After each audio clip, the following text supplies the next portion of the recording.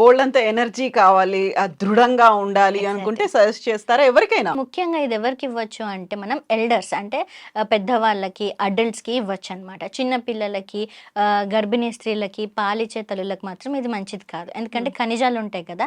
ఆ ఖనిజాలు అనేటువంటిది చాలా సున్నితంగా ఉంటాయనమాట. సో, అది బాగా సుకుమారంగా ఉన్న వాళ్ళకి గూడా మనం ఇవ్వడానికి ఉండదనమాట. హ్మ్. సో, అడల్ట్స్ ఎవరైతే బాగా శక్తి సామర్థ్యమో, తర్వాత పెర్ఫార్మన్స్ అధికంగా ఉండాలని ఎక్స్‌పెక్ట్ చేస్తుంటారో వాళ్ళకి మాత్రం ఇది చాలా బ్రహ్మాండంగా పనిచేస్తుంది. సో, ఎక్కువగా పురుషులకే సజెస్ట్ చేస్తూ ఎగ్జాక్ట్‌గా. ఉంటారు. యాహ్! అంతేనా? ఎగ్జాక్ట్‌గా. అండ్ హ్మ్. స్త్రీలలో వచ్చేటప్పటికి అది ఎక్కడొస్తుందంటే మనకి హార్మోన్ ఇంబాలెన్స్ ఉంటుంది చూసారా? ఆ! సో, అది మనకి కంట్రోల్‌లో ఉంటది. అంటే మనకి వుమెన్‌లో కూడా టెస్టోస్టెరాన్ హార్మోన్ కొంచెం తక్కువ మోతాదులో ఉంటుంది.